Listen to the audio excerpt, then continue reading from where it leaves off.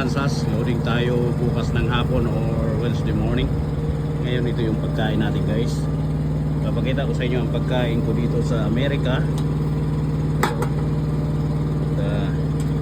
Barbecue tayo. Medyo totoo na siya. Yan. Sunog na nga.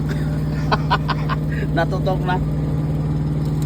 Ngayon ito guys, hulaan nyo kung ano ito. Patatas ito guys, patatas. Ilagyan ko ng butter yan.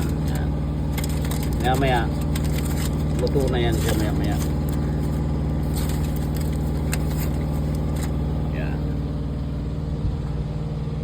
Preparin yung trailer natin.